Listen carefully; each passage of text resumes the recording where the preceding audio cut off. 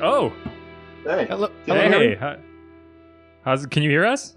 I can hear you. Can you hear me? We can. We can, yeah. All right. Just wait. I've got two screens here. Let me go move this to the one that's under the camera, so it's not like he's always talking to the wall. Yeah, I think that works.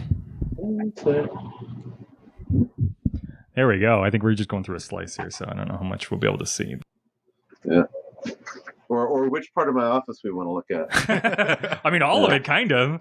So we could be looking at Christian Bale. Oh, shit. Or That's my kind of office, yeah. some Batmobiles. Oh, fuck. Some art. My books. You get there. Jeez. Or some art. Whoa. That's awesome. Fuck. Oh yeah, well those are. I mean, they're generally all. Let's see. Yeah, they're all artists I've met or been friends with.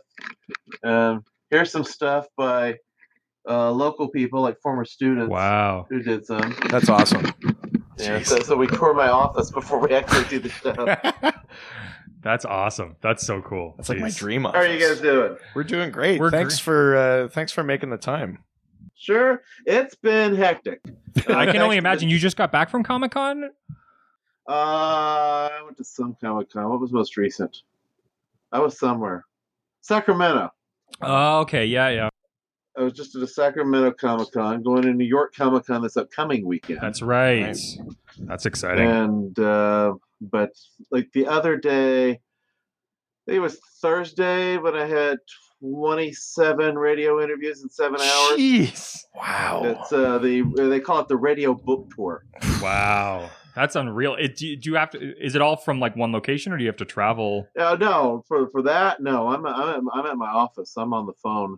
It's this thing that there's some company that arranges these kinds of things, and a whole lot of them are people who've done those interviews with me before. And today I had an interview earlier. Tomorrow morning, Washington Post.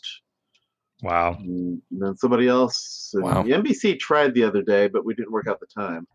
It seems like it was kind of like this book's gotten a lot of press, like this one especially, considering how many books you've put out. I mean, this is number 13. Yeah, like it seems like there's a ton of like. I mean, it's kind of really good timing too, I guess. Yeah, exactly. Well, yeah. In fact, the publisher and I had agreed about 3 years ago that we were going to do this book. Oh wow. And then a certain amount of time, I said, guys, you need to get me the contract because that movie's coming up, which I know is going to be when you want the book to come out. Oh yeah. So this one is not really because of this particular movie that they're letting me do it, but Batman always has something going on. Yeah. Especially these days. Yeah. And no, it was for a long time, ever since I wrote my Batman book, Batman and Psychology, A Dark and Stormy Night, the best book on Batman ever written by me. I like that. That's good. And ever since I wrote that, people have been repeatedly asking if I would do a book on the Joker. And for a long time, I thought, well, we don't know what goes on inside his head. We don't know his definite background. And for storytelling purposes, that's best. And so for a while, I thought there's plenty you can say, obviously, but it didn't feel quite grounded enough till my publicist, actually the publisher's publicist, who they've assigned to me, she suggested, why don't you make about our Joker and Harley Quinn? Right. I was like, oh, yeah, that's the obvious way, even though it's still mostly about him. Yeah. But we know about her background. We know how she feels and thinks about things. And also, their relationship itself gives us something more grounded regarding him. Yeah. Mm-hmm. So even though the majority of it is still about the Joker, the Harley Quinn is right there. It's just something rooted enough that I felt better about doing the book. And I wrote about 70% of the book. If one thing had happened, I'd have written about 90%. But it's good to have these other perspectives. We've got forensic psychologists, people who work with real world psychopaths, or assessment of people who might be that or in different mental states. Get them contributing a couple of chapters. One of them has done these 5 assessments of what a professional might have assessed the Joker like in different years in the publication history. Right. So, like in 1942, what would that version of Joker have been assessed like? Right. And then the wacky clown prince, the Joker of the 70s when he's killing again, but now they're calling him insane, and the more personal killer of the late 90s, or the modern terrorist of chaos. Right. And Colt Blunt was the one who wrote those features, and he wrote a chapter. And then the last chapter is by a number of different therapists, about a dozen therapists. I set it up, but they weigh in with different types of therapy. And because even if you think somebody like the Joker is not a good subject for therapy, you may be legally required to come up with a treatment plan, right. Especially if they've been put in a forensic facility. And so we're going through about first half of the chapter goes through different types of therapy. Would this type help him? No. Would that type help him? No. Would that type? No, that type would make him worse. Right. I'll explain that in a second. Then the latter half, we go through, what about Harley? Right. So at certain points in her life, when she's more motivated and has more social support from people such as her mother, certain types could be beneficial. Although sometimes people who are therapists make the worst patients for any kind of psychiatric or psychological treatment. They know more than their therapist. Right. But the bit about how sometimes might make them worse is, no, it's very legitimate. Some types of therapy, especially group therapy and some others, they help the psychopath get a feel of, oh, this is what they want me to say. Right. So they learn, okay, here's some actually learn more tricks for fooling people through therapy. Right. Wow. This is all really good stuff, and I'm going to keep it, but we should probably introduce you because this is all really good stuff. Just so I can double check, you hit record on your side too, right? I don't know. It says recording on the screen. Perfect. That's all that matters. So we'll just get the show started. Welcome, residents, to the Dr. DC podcast. My name is producer Richard, and next to me is the doctor himself. Hello. Each week, we talk about the weird and wonderful world of DC while fielding questions from listeners just like you. And today, we are joined by a very special guest, distinguished professor, psychologist, Batman, and psychology author, Dr. Travis Langley. Hello. Oh, that's me. Yes. Thank you so much. I mean, I'm definitely keeping all that stuff in because that was awesome. Well, I mean, I'm even just the couple of minutes that we just spent listening.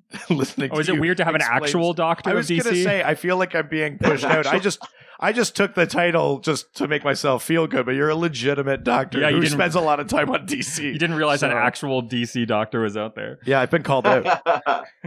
Yeah, I've been called Batman psychologist.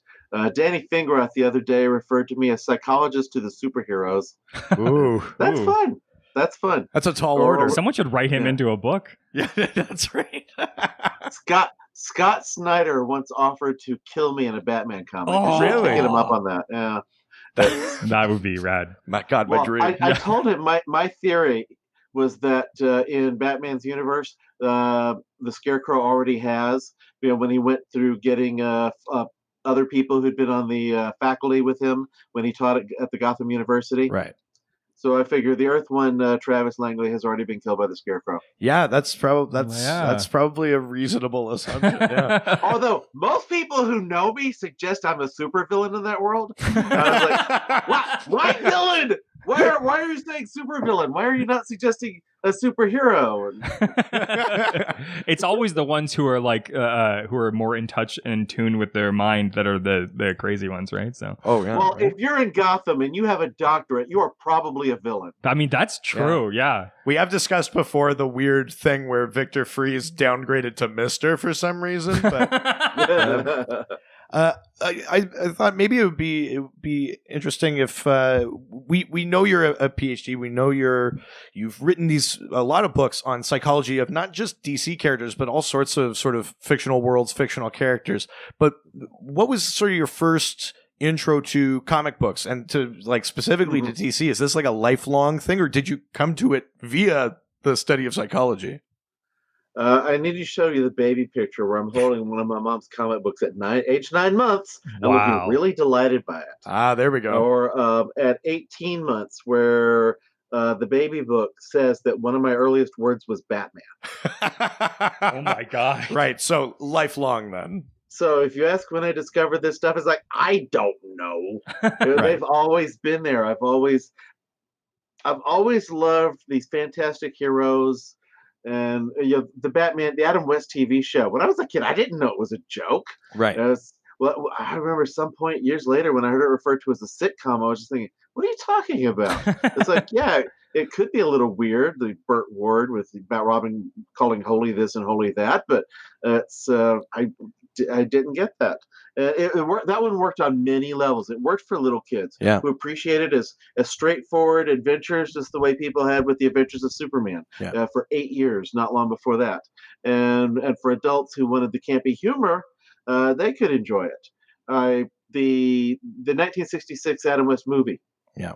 When my sons finally saw that one, Alex, the older son, mentioned to me that he really enjoyed that movie, and actually the following week I got to mention that to Adam West, which he just thought that was marvelous. That's awesome. Jesus.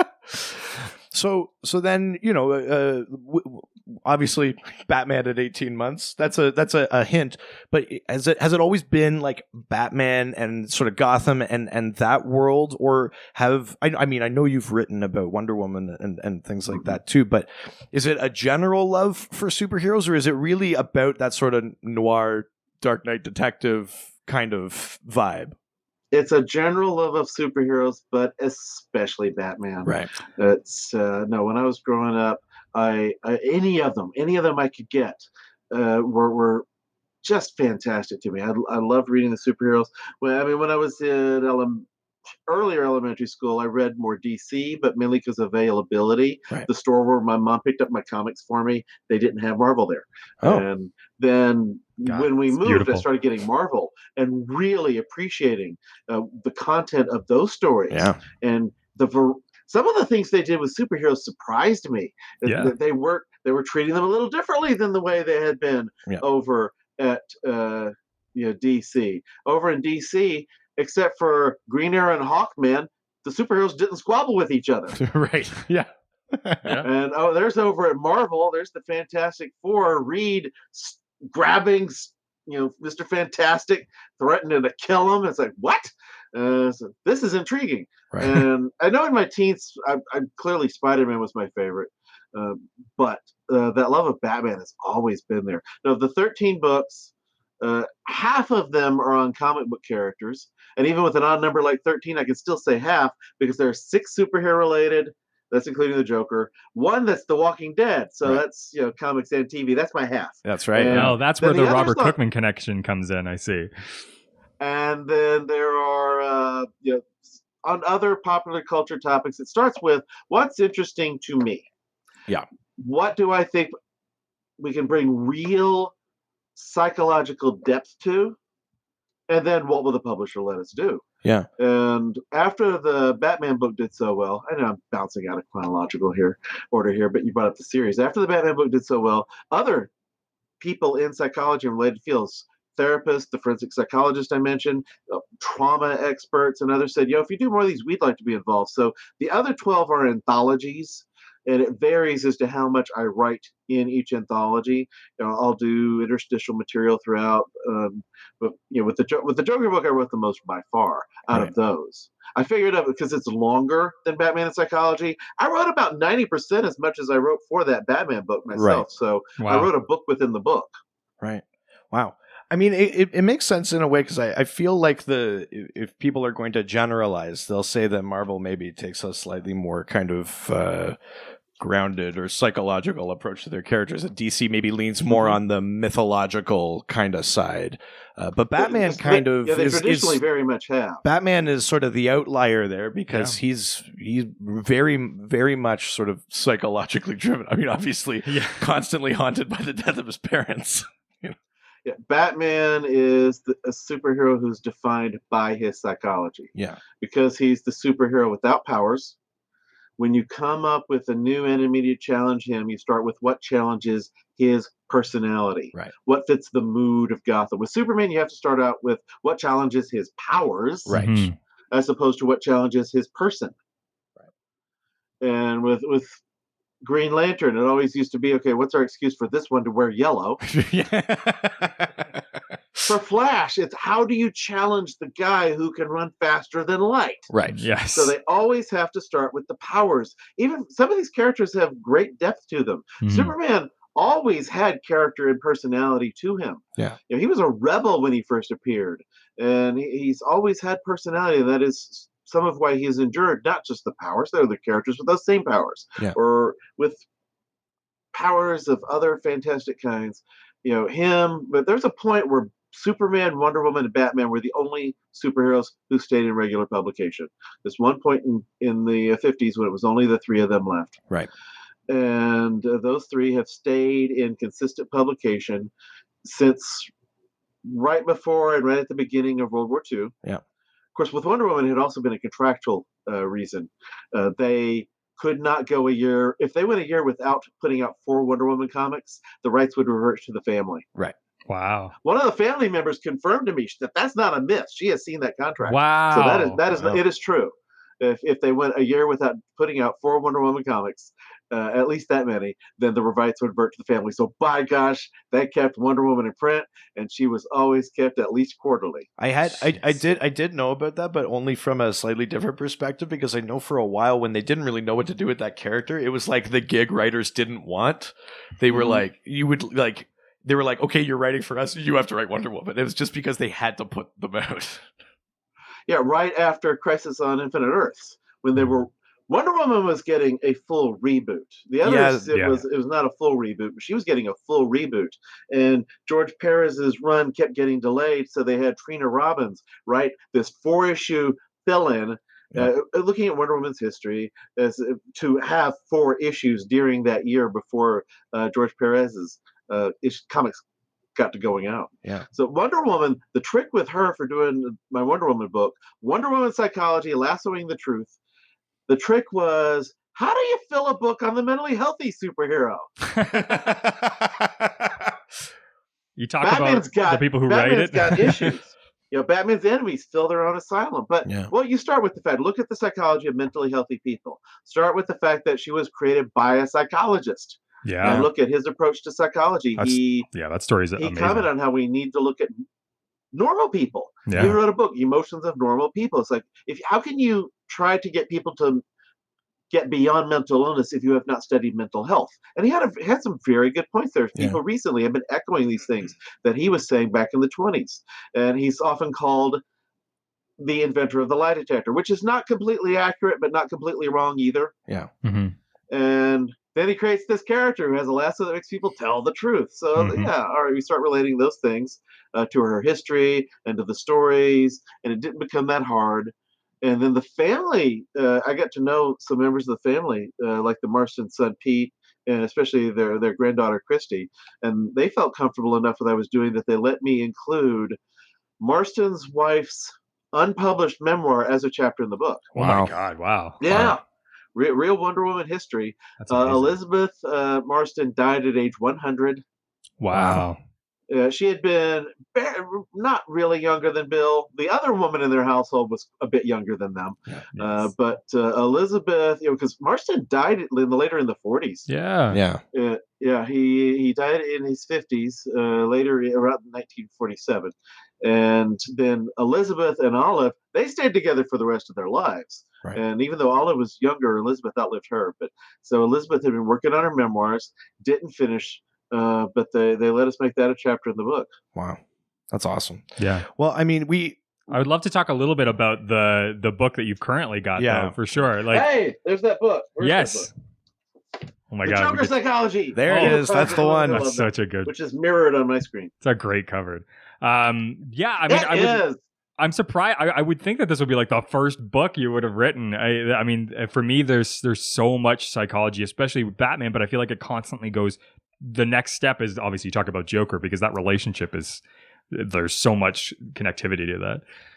Well, it had plenty of other things I wanted to talk about, and it took me for a while to decide for sure what do I want to say about the Joker. And there's one other thing that was going on in my Batman book.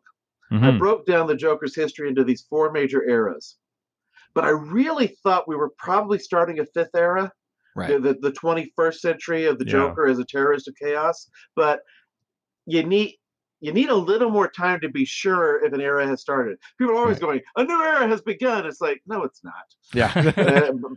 But the film The Dark Knight really captured that and epitomized it. Some things that Grant Morrison had gotten rolling in the comics, especially Grant, because before that, after Infinite Crisis, a different comic book storyline from the one I already mentioned, for anybody who keeps track of these, after Infinite Crisis, the Joker was barely used in comic books for a little bit. He appeared here and there, but really just in other supervillain stories. Grant Morrison was the one who said, okay, Infinite Crisis is over, and it is time for me to get the Joker shot in the face and send him in a coma for a while. And then he brings the Joker in for this new, more sinister, more sadistic, cruel phase that informed the performances of both Ledger and Leto. They both studied one particular story about a clown at midnight, or the clown at midnight. I think Morrison may have called it the clown at midnight. And that was influential. Most people don't even know this particular comic book issue. I think it was Batman 663. I think that was the number.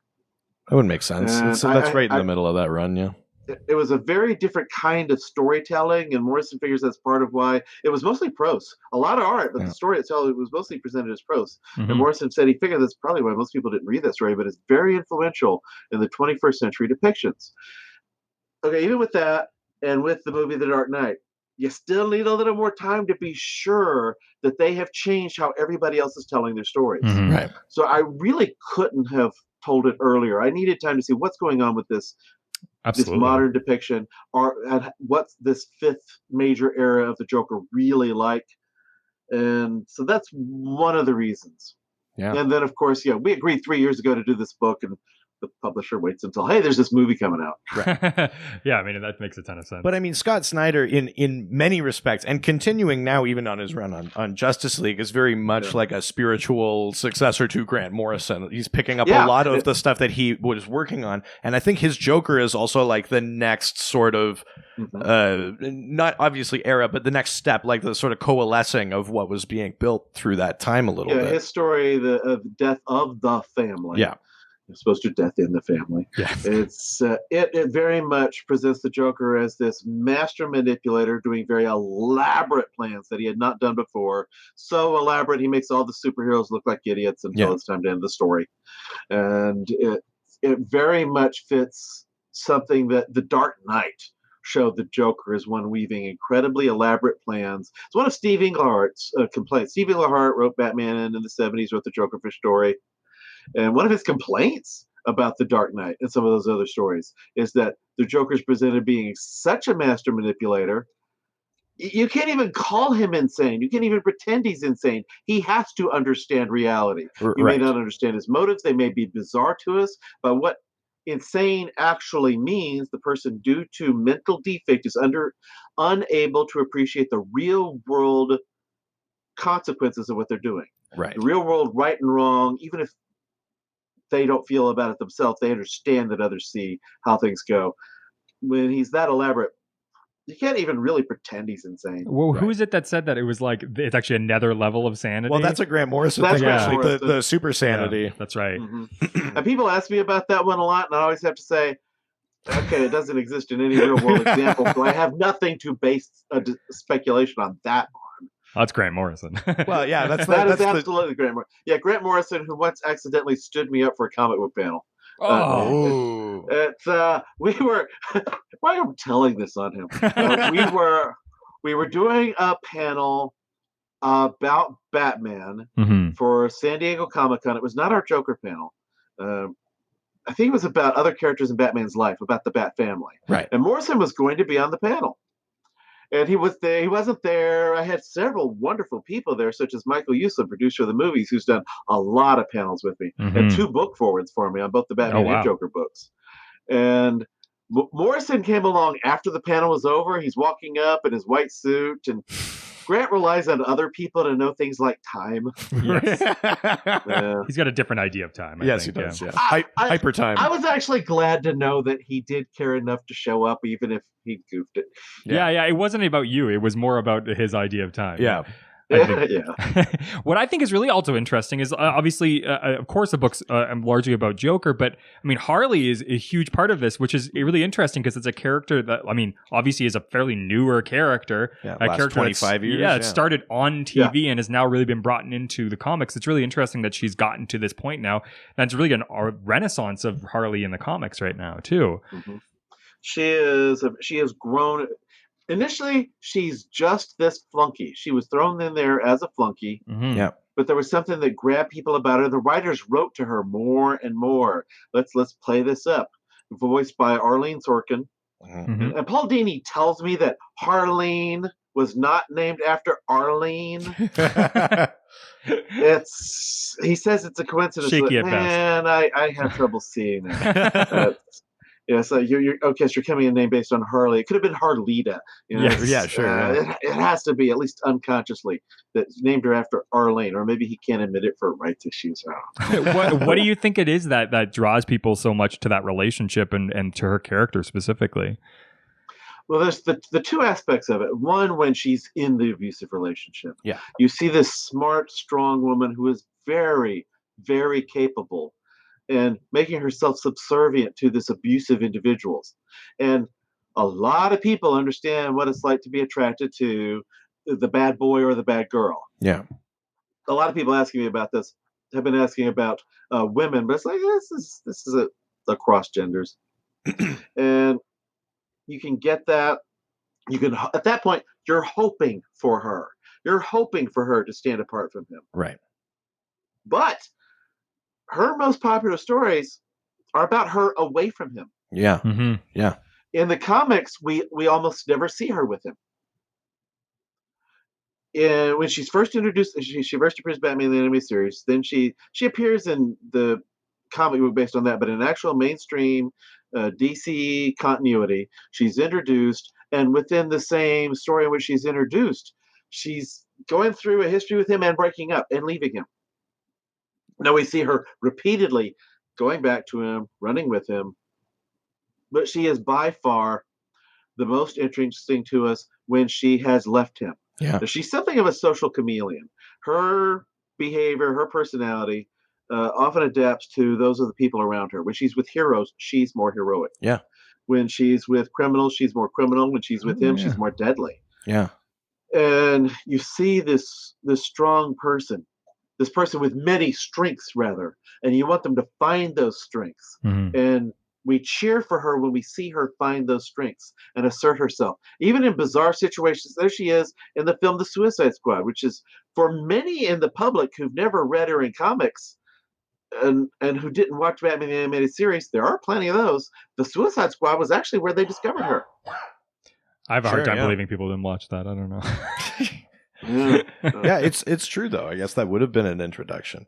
I mean, since the new 52, she's basically been completely divorced from Joker. Other than stories where Joker comes back into her life, yeah, she's been on her own on the Suicide Squad or on her own sort of adventures and things like that. Well, in the comics, even before the new 52, the stories of her away from him. There was a comic book series, Gotham City Sirens, with her.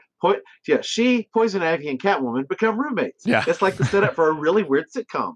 and when Paul Dini was writing it, I loved that comic book. There were a few other writers later on. I didn't care for them so much because it sapped the fun that had been there when Dini was doing it. And there was Harley. She's absolutely through with the Joker. She's done with him. But has he called? Yeah, that's right. Yeah. Absolutely. And now she's been the new 52, she's been more consistently away from him. And Adam Glass wrote her much crazier. He's the one who reintroduces her for the new 52. He wrote the new 52 version of her origin. My feeling is, why mess with Mad Love when it's one of the best comic book stories ever? Yeah. Frank Miller called it the best comic book story ever. I know he was and I've had long discussion. In fact, I have an interview in there with Adam Glass. And only a little bit of our conversation isn't in there because we kept talking about other things. Adam's a really good guy. He was a showrunner on Supernatural for a while. Right. And I understand what he was trying to do with Harley. He was trying to show her in a different way. And of course, put his new 52 stamp on it. And he wanted to make it where you didn't know for sure, is she crazy or not? Right. he even wanted to leave this mystery. Is she even the first Harley? Yeah. Mm-hmm. And he said fans hated that. When he threw that into the story, fans just hated that, got so mad at him about that idea. Or because they also got mad at him about the design. It's like, the design's not my fault. Well, yeah. I mean, it's so fascinating. You can talk about this forever.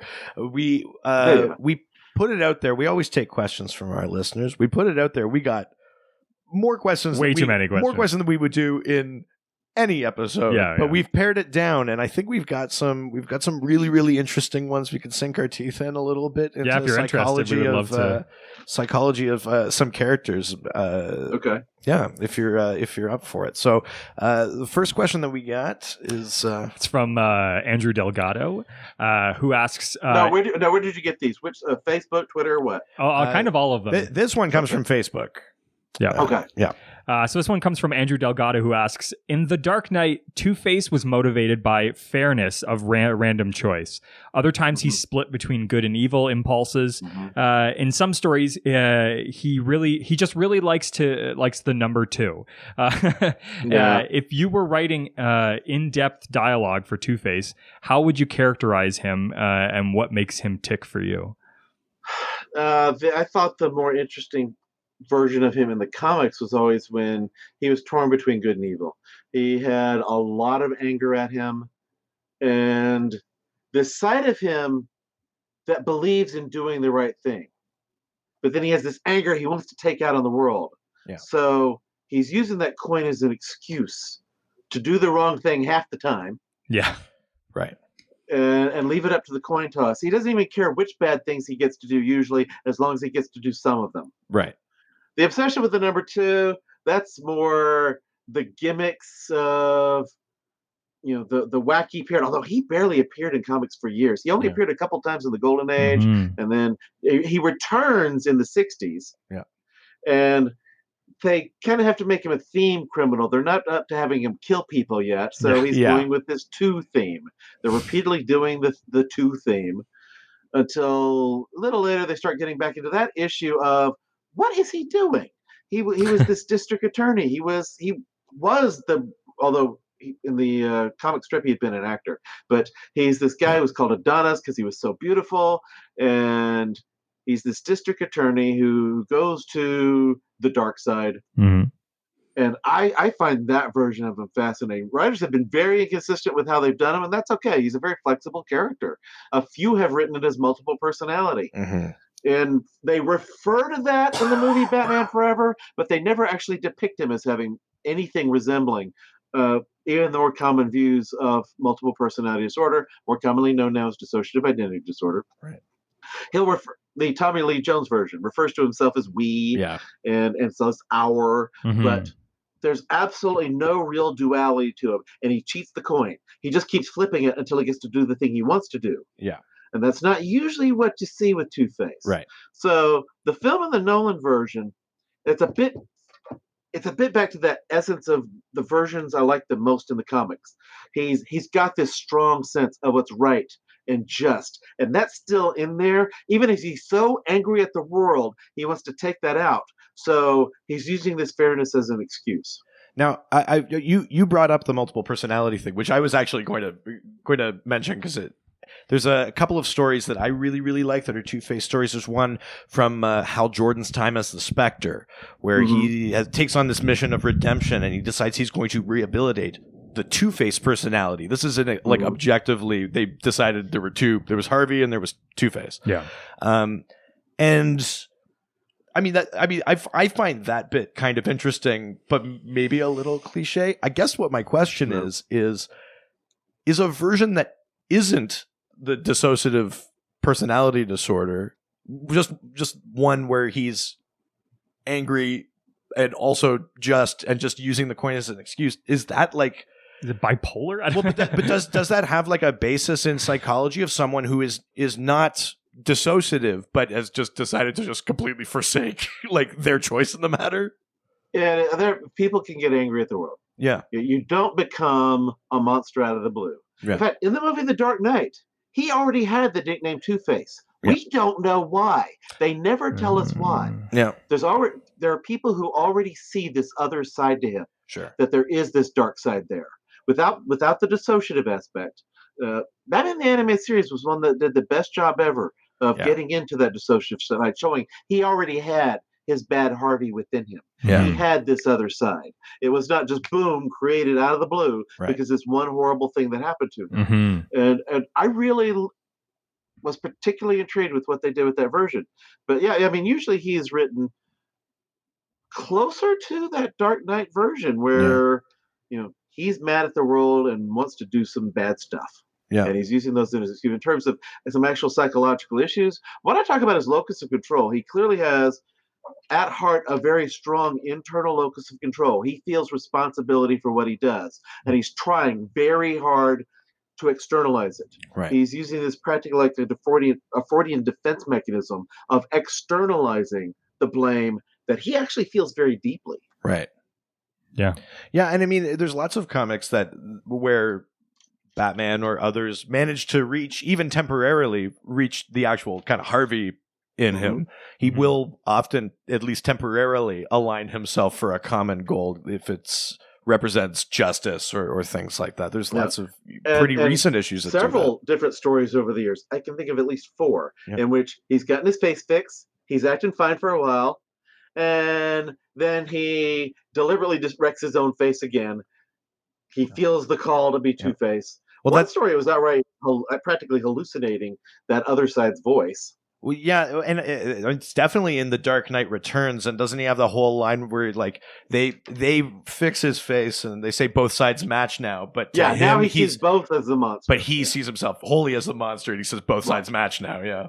Oh wow. Yeah, it's pretty haunting. Actually. So Miller's making him very delusional, maybe hallucinating it looking that way too. Yeah, precisely. Wow. That is honestly, I think, the most insane, most psychotic seeming Two-Face has ever been depicted. In Dark Knight Returns. In Dark Knight Returns. Yeah. Yeah, absolutely. Yeah, I think that, he's more than just like a gangster. He's really kind of lost it there, All right, let's go to the next question. Sure. On Twitter, we got from AJ Stevens, who asks, do you think... AJ. Yeah. Do you think Joker has romantic interest in Batman? Sometimes I feel like heroes and villains are abnormal soulmates. For that, we don't know what's inside his head. It's true. Even when he says some things that are kind of flirty to Batman. Morrison does a little bit of that. Miller does some of that. But Miller, he said it right. The Joker has no sexual side to him.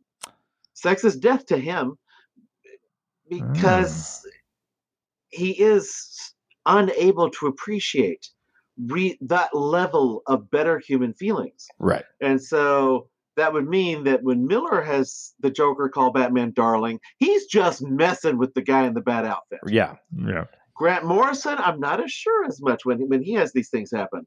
Although I do argue that the graphic novel, Arkham Asylum, A Serious House on Serious Earth, that one is written like a dream.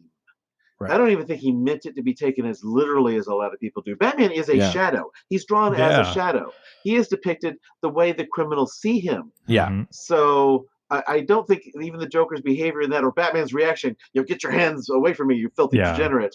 I don't think that necessarily has to be taken as literally. Right. I don't think we're seeing Batman from his own point of view in that one. We're seeing how the others are seeing him and interpreting him. It's still a fantastic graphic novel. Yeah. Also something that informed Ledger and Leto both, studying that version of the Joker and the kinds of stories that can be told. And I don't see the Joker having actual romantic interest in Batman because I don't see the Joker having actual romantic interest in anyone. Right. He feels a connection the way some serial criminals might feel, there's some kind of bond to this investigator who's pursuing them. Right. But as we address in this book, I have retired FBI profiler Mark Safarik interview him, this 2-part interview in there. And we get into this issue. The investigators don't romanticize that relationship. Yeah. It stresses them. It's like when they're repeatedly getting things from the criminal, they might try to use it, but they do not romanticize a relationship with the mass murderer. They want them to end it. There'll be people that's like, does Batman love the Joker? No. The Batman wants to end the Joker. Well, I mean, he thinks about it every day. I mean, and that's true. The thing I wanted to throw in there, because we've talked about Scott Snyder already, in the Endgame arc in the New 52, there's this sort of climactic fight between Joker and Batman in the Batcave, or not in the Batcave, in a cave, and it's collapsing. And right, they both die. They get better. They're all stabbed and bleeding out, and they're sort of in this collapsing cave. And Bruce, over the comm to Alfred, says, "I'm just going to lay here with my friend a while." Yeah. Is there? Obviously not romance like love, but is there something to the idea of like some sort of connection just beyond "I have to stop you"? Is it possible that Batman has some sort of psychological thing where he also needs the Joker as much as the Joker proclaims to need him? Some writers will write him that way. It's a wonderful thing about these characters. They're very flexible. Batman and the Joker have endured for 81 and 80 years, or, well, I'm rounding up, or 80 and 79, depending on how we're doing the math. Because they are both very flexible kind of characters. They have different layers to them. They can work with different kinds of stories in a way a lot of other heroes wouldn't. Right. Like Superman does not have the range that Batman has for different kinds of stories. Right. If you're putting Superman as a darker hero in a dark story, you've already moved into parody. Right. Yes. It's like you're not telling a Superman story. Batman can be in a children's book. He can be in something extremely dark, in which some of which we might get discussing the silhouette of part of his anatomy, which shows up in the comic when it's going particularly dark.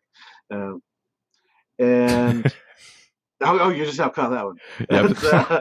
But Batman he is very flexible. Yeah. What Batman says there, you don't know if that is, I'm in this situation, it's ending. This is somebody I've got some kind of ongoing connection with. Yeah. There are rivals who do feel connection to rivals if they actually see it as a rivalry. Right. Also, the Joker could hear what Batman was saying. Right. And he could have been simply saying it because it reflected the conversation they'd been having among themselves. Right. And I've chatted about this with Snyder, and he's kind of like, whichever way you want to read it. Or the ultimate middle finger to Joker is that Bruce gets a last joke in. Yeah. But Tom King writes Joker crazier. Yes. When the Joker, although apparently now one of three Jokers, says to Batman, "Am I your best man?" and actually seems to mean it. Yeah, yeah. And just the look on Batman's face is like, what the hell are you asking? Well, I was also thinking a little bit of like Killing Joke, which I know the end of that book has drummed up lots of sort of conspiracy, but read the script. Yeah. It does not end with Batman killing the Joker. Well, no, but read the script. I just mean even the idea of them sharing like a laugh together. Oh, that laugh. Yeah. Yeah. I talked to Kevin Conroy about that. Actually, that's in the book too. Well, I knew I was going to be working on the Joker book. Mm-hmm. So, I had these conversations. I saved a number of conversations over the years. I knew back when I did you were wondering why it wasn't second. There are reasons, but I knew back when that I would be doing this someday. 2009, I had interviews with conversations with Adam West and Jerry Robinson. They let me record and save for when the day came. So they're long gone, but I did get to include them in the interviews in the book. So is there audiobooks with these recordings in them? Oh, that would be cool for those recordings to be in the audiobook.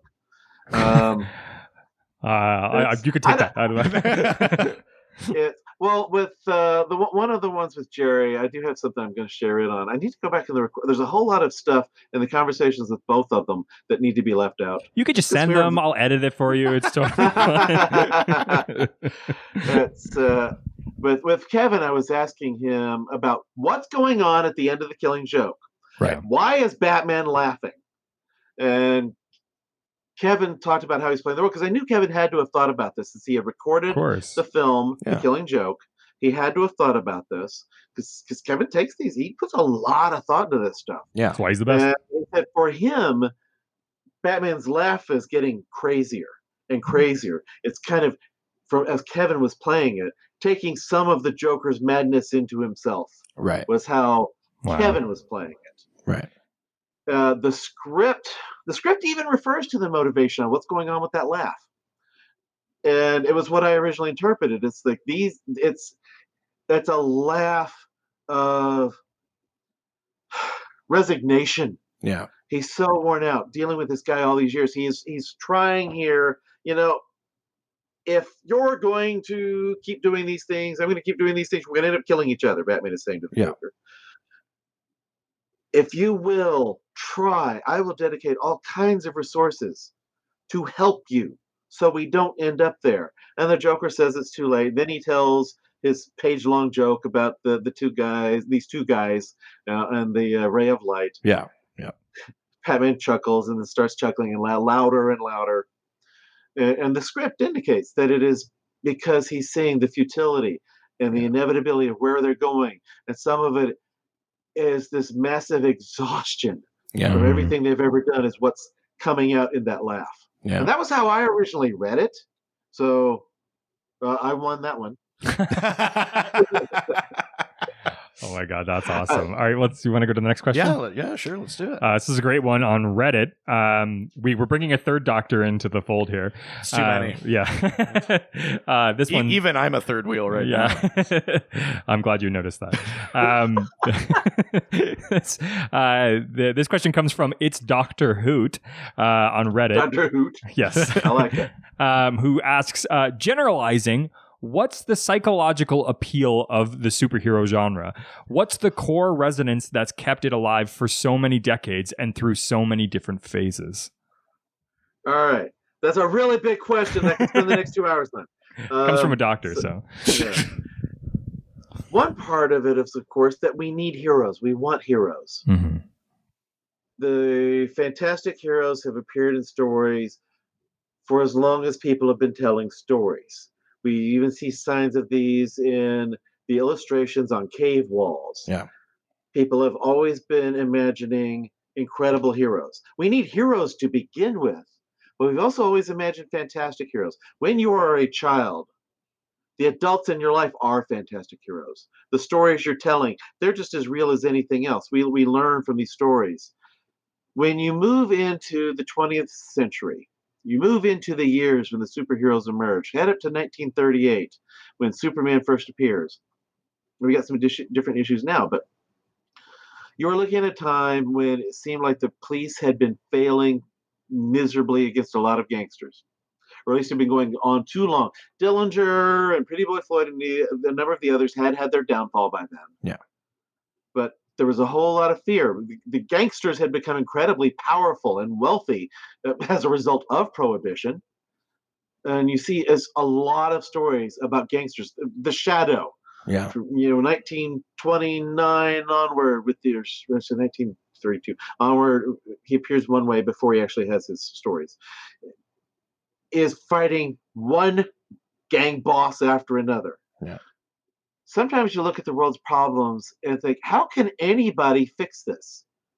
How can you even step aside to hope when it seems like nobody can do this? Just imagine what the better world would be. So just to imagine it, folks, first imagine somebody who can fix these things. Right. Somebody who has the ability. Somebody who has the potential. Now with Batman, we're not looking at somebody, it's based on powers that they can do these things. It's based on determination. It's based on resources, obviously, that support the rest of the story. But we are looking at somebody who, through sheer will, becomes the hero. When we learn that nobody with godlike powers is going to fly out of the sky to help us, we still want somebody to step up out of the dark. In the worst place, in the worst situation, we want somebody to be able to help. Mm-hmm. And so these superheroes are this range of different kinds of things that appeal to us. Somebody who either through sheer fantastic ability or through being the person who their strength of personality is what brings them out in the worst of situations. There are times when it takes anonymity to stand up and do the right thing. For the Batman stories, the modern Batman stories worked the most when Frank Miller made it that Gotham City previously had the most corrupt legal system, the most corrupt police in the nation. Then it takes somebody extreme to stand up and do the right thing. You look at the worst parts of the world. You go to Burma. Don't go to Burma. You look at Burma and what it takes, how corrupt many of the authorities are there. What does it take for somebody to stand up and do the right thing? Well, there was a recent, not the newest one, but there was a recent Rambo movie in which he decides to take on Burma. Right. And the issues there. It takes this larger than life person in our imaginations. Or it could take somebody who being able to step outside the system that has failed. Superheroes, for most of their history, reflect a failure of the system. Right. Now, in the 50s and 60s, they're getting deputized to DC. Marvel, well, they chase Spider-Man the whole time. But most part, they're a failure of the system. There was a recent comic book in which the Punisher, gets angry with some police officers who are adopting his symbols. Mm-hmm. Right. And he's telling them outright that they should not look up to him as a role model. They tell him that, I represent your failure. You want a role model? Go look at Captain America. Yeah. That's awesome. Well, yeah, I mean, isn't it during Civil War where Punisher refuses to fight Cap? He's like, no, Yeah. Cap's just beating the crap out of him, and the Punisher will not fight back. Some of this has to do with Mark Millar being so ready to write superheroes punching each other. There are a bunch of things in that Civil War, in the main Civil War comic, where characters are acting out of character, but that I thought was a particularly brilliant moment. Yeah, absolutely. That's awesome. I think we can do one more question. One more question? Sure. Yeah. Do you want to go with this one? Up there? Yeah, sure. Yeah. I feel like this is a good one to end on. This one's also from Twitter. Yes. From a George A. Miller. Oh, yes. Yes. George tweets to me a lot. Yes. I think that's where we grabbed this question. I mean, there was lots to choose from, but I thought this one was a fun one. Yeah, This is a really good one. So George asks, if the Joker is a borderline histrionic antisocial personality disorder, how would you categorize the Creeper / Jack Ryder? Yeah, I saw that question. It's the first part, just the if he's a borderline histrionic antisocial. Is that what he said? Yeah. I said, you're blending a whole lot of stuff together right there. Although, one thing I wonder is which meaning of borderline does he mean? Is he talking about borderline personality or being at the edge of histrionic and antisocial? I'm not sure there. He's absolutely antisocial. Yeah. And in terms of the histrionics, while that's not his core defining quality, he is absolutely somebody who seeks attention. Right. Mm. So that's the histrionics, the incredibly dramatic, overly dramatic, attention-seeking behavior. Right. The borderline part, if he means borderline personality, he's talking about somebody with very chaotic, poorly developed personality that lacks stable traits. So one of the most consistent things about them is chaos. And a lot of writers take the view that is the Joker. Morrison took the approach that he redefines himself every day. Right. Mm-hmm. I think we see more stability, more consistency in the Joker over time than what you would normally see in what we call borderline personality disorder. Right. So he fits a lot of those things. He's absolutely a psychopath. I'm just not completely sure about where the if on that first part fits the latter part. What would you say about Jack Ryder the Creeper? So I guess depends on the writer. Depends really, because some of the writers make it where Jack Ryder as Jack Ryder is completely perfectly sane. Right. Mm-hmm. And then he transforms into the Joker. He transforms into the Creeper, who is depicted as one of the most chaotic individuals in the DC universe. Yeah. Even mind readers go in there and go, what the hell am I looking at in Yeah. here? That incredible degree of chaos, that would be some of what you would think of as borderline. He doesn't seem to be actual psychotic. He's not hallucinating. He's not delusional, depending on how we interpret a lot of things about him. That extreme degree of chaos defining him would seem to fit borderline. Although it's an incomplete personality. As the Creeper, he does. Of course, that also fits borderline. You have something of an act. You'll see with some people who are diagnosed with multiple personality disorder, dissociative identity disorder. Whether you actually believe it exists or not, you look at the aspects of themselves that are being considered alters. Right. These don't tend to be particularly elaborate. They tend to have some shallowness to them. Right. They don't have the range of personality characteristics. When you think of the Creeper, you don't really think about the Creeper having a favorite breakfast. He lets Jack Ryder have breakfast. the creeper comes out and fits particular situations in that individual's world. He's more like an alter personality of dissociative identity disorder. There's a couple of instances I can think of, comics that I've read, where the Joker and the Creeper actually cross paths, and you almost get the sense that the Joker is sort of annoyed by him, like as if he's putting it on. Like the Joker's like, "No, I'm the stop faking it."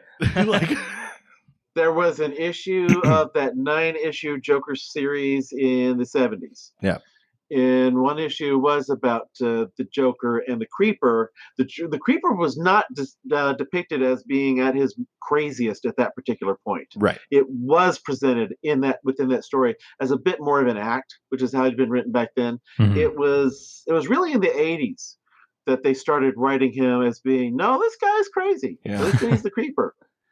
And I think, again, though, I think the one I'm thinking of is in that, it was like a 90s Creeper series that it was like 11 issues and the 1 million special, but that Creeper was like really like a lunatic, like very sort of like all over the place. But I think there's a moment in there where, yeah, you get the sense that the Joker thinks that he's like faking it, that he's trying to steal his thunder insincerely.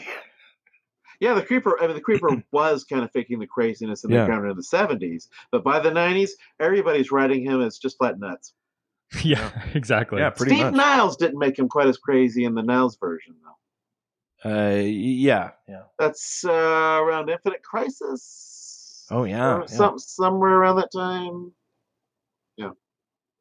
Interesting. I think that might be the first Creeper question we've ever. I gotten. know. Yeah, it's kind of awesome. Yeah. Well, I mean, thank you, George. Thank you, George. Thank you, George. Even as I'm picking apart your question, thank you very much. But thank you very much for that question, George. Absolutely. Well, and honestly, thank you, Doctor, for coming on here. Yeah, thanks for making the time. Oh, sure. I've done so many interviews lately, as I've been mentioning, and most of them are short. They're not all with people who even know the comics. And there's a point where you're doing 27 in one day, thinking it's like, why did I agree to do this? Some of them they tend to run a little longer with people who do know the comics and do, of course, have things they can bring to a little more depth to the conversation. Sure. And then there are some, they're asking the very superficial stuff from what's a Batman? I'm not even sure they know the movies when they're asking me these questions. God. Right. Oh. Well, so your new Joker book. Yes. Is it currently out? Yes. Yes. The Joker Psychology, Evil Clowns, and the Women Who Love Them. It says edited by Travis Langley, because I did have some other people write some things in there. But the majority, about 70% of it I wrote, with a foreword by Michael Hewson, executive producer of the movies. Amazing. Interviews with people like Adam West, Jerry Robinson, Kevin Conroy, who I mentioned, Adam Glass, some features written.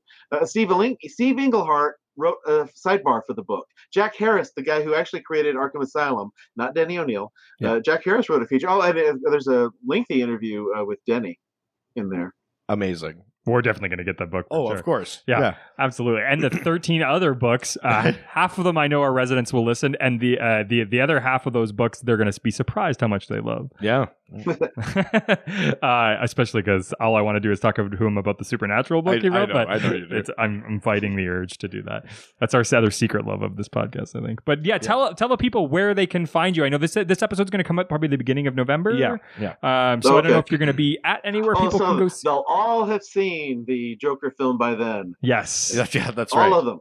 That's right. By then I'll have been at a lot of different conventions. Are you doing anything in November? Yeah. Yeah. I gotta check my schedule to see what it is. One will be Comic Conway in this small town in Arkansas, Austin Comic Con. Ooh. That'll be a bigger one that I'll be doing. We have some fans around there for sure. Yeah, we do. Yeah, definitely. Yeah, absolutely. So they can go check you out there. And then where can they find? I'm easy to find on social media, Facebook and Twitter. I'm one of the 10 most followed psychologists on Twitter, according to the British Psychological Society. Ooh, well, hot damn. At Superherologist, but just look for Travis Langley. I'll be the first one on the list. Amazing. That's awesome. Thank you again. The books are Amazon, Barnes and Noble, all over the place. Well, you are welcome anytime you want to talk. I'm talking over your clothes. Yeah, no. That's fine. Please. It amuses me. And anytime you want to come back, and this is like actual like academic insight into characters that I just usually talk loudly about. Than just going like, this character's weird. Yeah. I like Scott Snyder. Yeah. Thank you. Thank you. Well, have a good night, and we'll let you know when this is up. Alrighty. All right. Bye. Thank you. I mean, that part is done, but you know what that means. You know what? It's kind of nice that it's nice for once not to have to improv a super, especially in front of someone that's like, that wouldn't make any sense. Yeah, well, no, that's true. Luckily, he had a heart out, so we didn't have to force him into doing that. All right, it's time for the Dial Docs. Listeners, you know what this is. We every week we take our version of Dial H for Hero, where you get the magic H dialer, and you type in hero or villain, if that's your inclination, and you are turned into a never-before-seen hero or villain with different powers, a funny name, and every week we try to come up with another one, and we've been doing it since episode 60-something. God, is that really that many? It's been, I mean, so many. So many characters we've come up with. And they're all great. Yeah, well, yeah. DC. Do you have? I have one. Okay, Yeah, let's have it. My character's name is Handcock. Speaking of which, where are yours? Hands or my cock? Yeah. Those? I would hope you assumed my hands. Sorry, I forgot this was an audio medium. I can't just raise my eyebrows. That's because the camera's still on you. Yeah, it does feel like we're doing a video episode. That's not what's happening. No, Hancock has the ability to assume the writing style of any person that he wants to. Oh, like a John Hancock. Yeah, see, you thought it because it sounded dirty. And well, it's you. Well, yeah. I can't believe that you have the word cock in there, and that's not the pun. I don't understand what you mean. It's a writing style. Oh, sorry, that's not a. I'm sorry, that's not a rooster either. I love waking up on those those early farm mornings to the sound of the rooster. You know, caw. Do you know what that's from? It's because I've been watching a lot of Teen Titans Go with my daughter. Oh, I thought you were going to say Paw Patrol. No, well, that too. But we were watching the Teen Titans Go to the movies, and where he's talking about getting a movie made about himself, he says, "I'm going to have a super sweet catchphrase," and the catchphrase is, "Crack an egg on it." I do remember that. Yes, that's awesome. So I vamped enough. So that's Hancock. Mine is called Tripod. I feel like you've done this before. Well, in real life. So Tripod, what Tripod is able to do is either his daughter is obviously got magic powers. She's on the Teen Titans. No, sorry, that's Trigon. Oh, I see what you're saying. Do you even fucking pay attention? Sorry, what? I think that's the first swear this episode. I know. So well behaved. You and Mr. Doctor, sir. Yes. So what Tripod can do is either lengthen an arm to match the length of their legs, like lengthen an appendage, doesn't have to be an arm, to match the length of their legs, or shorten like a leg to match the length of their like they can make 3 of their limbs the exact same length. I'm sorry, at any time. Are your legs that much different length than your arms? Yeah, everyone's legs are different lengths than their arms. That's how legs and arms work. I mean, I shouldn't say that. They're all different body types, but... And everyone is beautiful. But basically, what Tripod can do is make any 3 of their limbs the exact same length. That is the most useless skill. Is this a Doom Patrol character? No, this is a very useful skill. Can literally just go like 12, like a foot, and then go back a foot. Yeah. When would I guess when you're like, I guess if they were a grocer, that would help. I don't know. Yeah. See, you've already thought of a good place for them to be. It's the exact right. So don't tell me it's a bad idea. You already came up with something. I meant for the context of a superhero. I'm fucking trying here. Trying, gone. I'm just trying to hang on to my title as doctor. Wow, you're doing a great job. Really proving that educational, just top notch. Still waiting on that certification. Don't worry about it. It's never coming. Yeah, no. Well, that is it for this episode. Of course, we want to hear what sort of characters you guys can come up with. Also, if any of you guys are also doctors, the position's open. So, how dare you? So just send in your resumes. I'm looking for a sound editor. Yeah, good luck. Please. It's a good podcast. Send all of our applications to our various social media platforms, such as our Facebook, Dr. DC Podcast, our Twitter, at Dr. DC, Instagram, Dr. DC Podcast, our email, drdcpodcast@gmail.com, our subreddit, r/Dr_DC. and of course the doc phone is now open. All you have to do is call 208-917-3238. That's 208-917-DCEU. And of course, not only can you talk to us online, but you can also read our DC specific articles that have ended some 2 years ago. Stop bringing it up. I know, but it's fun to make you feel bad. Or you can purchase our many wares on our website. drdcpodcast.com or .ca. But no Jedis. No, they won't. No, they won't.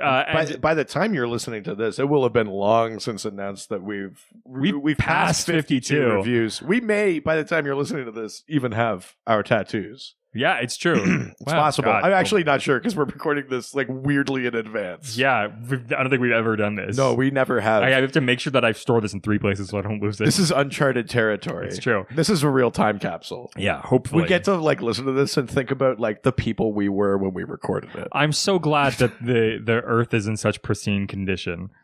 Oh yeah. I'm just making sure. Really making us look stupid in a month from now. Oh yeah, in a month when the world ends? Yeah. Oh, what if it does? I mean, it's a real possibility What's these that days. going to do to our downloads?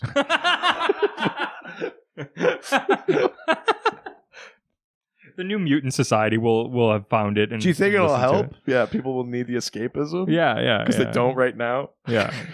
Yeah, they don't now. The world's great right now. Yeah, everything's wonderful. But This is topical, right? But yeah, keep sending those reviews in. We probably haven't determined what we'll do when we get to 100, but we'll do something. Maybe that has to be the next one, the way that these are popping through. But of course, if you do want to send us a review, of course, we love to take them through iTunes. Those always help us out a lot. But we've been getting them through lots of other places, obviously our Facebook. And by now you've heard the other places we received them, like on a whiteboard in a music room. Yeah, a whiteboard in a music classroom.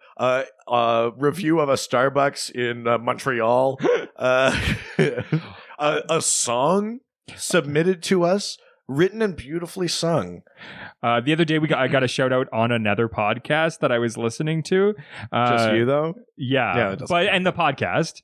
But how can you shout out? It made me think. If you don't shout out me. It made me think. It'd be great if we could get a 5-star review on someone else's podcast. Ooh. So if you guys want to leave a voicemail for any podcast, and send us that episode and make sure that it gets on that podcast, I would love that. Let's take them down from the inside. Yeah, if you're like a UCB alum and you're finally getting that gig on Comedy Bang Bang, bring 10 us years up. later, yeah, bring us up. Yeah, absolutely. Yeah. I think that would be a perfect timing for that. If you're a celebrity, I'm sure Scotty Ox is into it. Yeah, if you're obviously a celebrity who loves our podcast and you're going to be on the late night, you want to have a really fun sort of story to tell, give a 5-star review for the podcast. Just tell a fun anecdote about us. Yeah. If you're doing Wheel of Musical Impressions with Jimmy Fallon, you should just do segments from Instagram the Musical. Oh, which we pitched in an earlier episode. Yeah. Have you gotten to that age where you got to do that, the exam with the doctor and he touches you down there and asks you to cough? Instead of coughing, give us a 5-star review.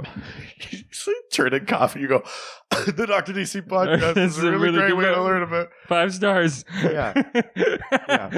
But make sure you're recording that. Oh, always, for the review purposes. Always record. But make sure it's in video. Always I was going to say always record the audio when your balls are out.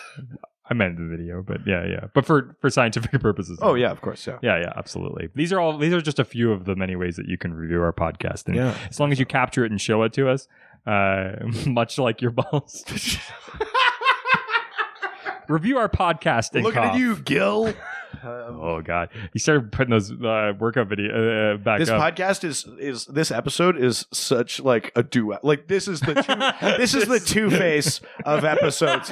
We're so fucking well behaved with our guest, and it's instantly filthy and harassing when he's gone. He'll never listen to this. We flipped a coin when he hung up, and you got the normal podcast. That's right. It actually landed on the side, so it's really just a crapshoot. And of course, we have our Patreon. Every month, you get 4 extra episodes for only $5. That's $1.25 for each episode. That's not that much money for an extra piece of content, for an hour's worth at least of content. Yeah. Usually comes out on Fridays. It's the double dose. And you just go to patreon.com/DrDC. Like that quick math I did there. Oh, yeah.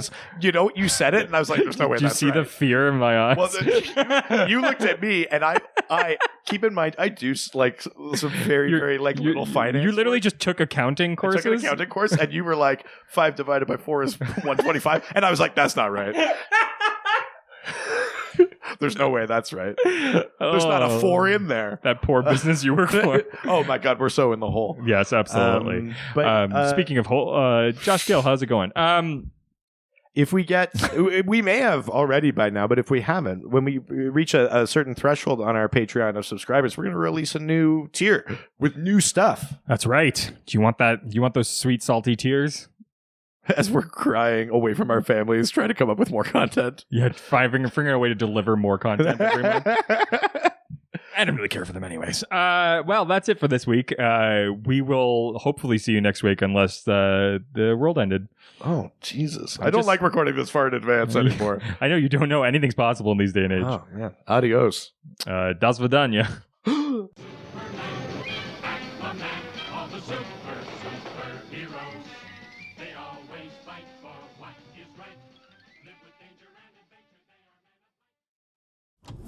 This was a Brain Freeze podcast. This is the future Americans want. Welcome to Putin Podcast.